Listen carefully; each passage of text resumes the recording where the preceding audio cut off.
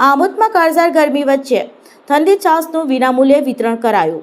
રાહદારીઓ અને વાહન ચાલકોને મળી રાહત. આમોદ નગરમાં તિલક મેદાન ખાતે આજરોજ રાહદારીઓ અને વાહન ચાલકોને ઠંડી છાશનું વિતરણ કરતા લોકોએ ગરમીથી રાહત અનુભવી હતી. છેલ્લા કેટલાક દિવસોથી કાળઝાળ ગરમીનો પ્રકોપ સતત વધી રહ્યો છે. વધતા તાપમાન અને તીવ્ર ગરમીના કારણે સામાન્ય જનજીવન પ્રભાવિત બન્યું હતું. જેથી કાળઝાળ ગરમીમાં લોકોને રાહત મળે તેવા શુભ હેતુ સાથે આમોદના તિલક મેદાન ખાતે લંડનમાં રહેતા NRI દિશાબેન રાજેશભાઈ પટેલ તરફથી ઠંડી છાશનું વિનામૂલ્યે વિતરણ કરવામાં આવ્યું હતું. આ સેવાકીય કાર્યક્રમ દરમિયાન તિલક મેદાન વિસ્તારમાંથી પસાર થતા રાહદારીઓ, વાહન ચાલકો, વેપારીઓ તેમજ દુકાનદારોને ઠંડી છાશ પીવડાવવામાં આવી હતી. ગરમીના કારણે પરેશાન બનેલા લોકોએ છાશનો લાભ લઈને રાહતનો અનુભવ કર્યો હતો. ગરમીમાં ઠંડી છાશ મળતા લોકોના ચહેરા પર ખુશી જોવા મળી હતી.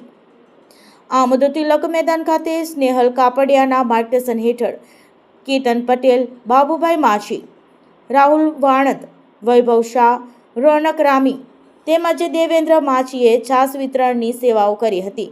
ત્યારે લોકોએ યુવાનોની સેવાકીય પ્રવૃત્તિને બિરદાવી હતી.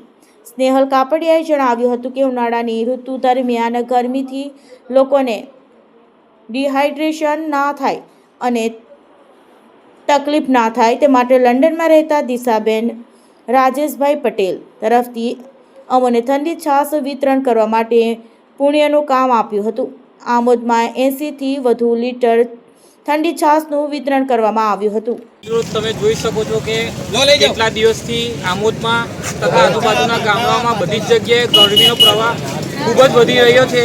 તે દરમિયાન લંડનમાં ફરજ બજાવતા દિશાબેન રાજેશભાઈ પટેલ તરફથી આ અમોને પુણ્યનું કામ સોંપ્યું હતું અને છાશનું વિતરણ કર્યું હતું, જેથી આજુબાજુના ગામડામાંથી આવતા લોકો, ગરીબ લોકો, બધા લોકોને મતલબ કે બોડી ડિહાઇડ્રેશન ના થાય, ગરમીમાં એમને તકલીફ ના પડે તે બદલ અમે આજે આ છાશનું વિતરણનો કાર્યક્રમ એમના તરફથી રાખ્યો હતો. કેટલા લીટર છાશ હતી? લગભગ 80 થી 100 લીટર છાશનો કાર્યક્રમ અમે રાખ્યો હતો. જે બદલ ગામના લોકોએ, આજુબાજુના ગામના લોકોએ ખૂબ જ ભાવપૂર્વક અમને ત્યાં છાશ આવીને ગ્રહણ કરી છે અને તે બદલ ખૂબ ખૂબ આભાર. અને આવો કાર્યક્રમ બીજી રીતે ના કરે તે બદલ અસ્તુ.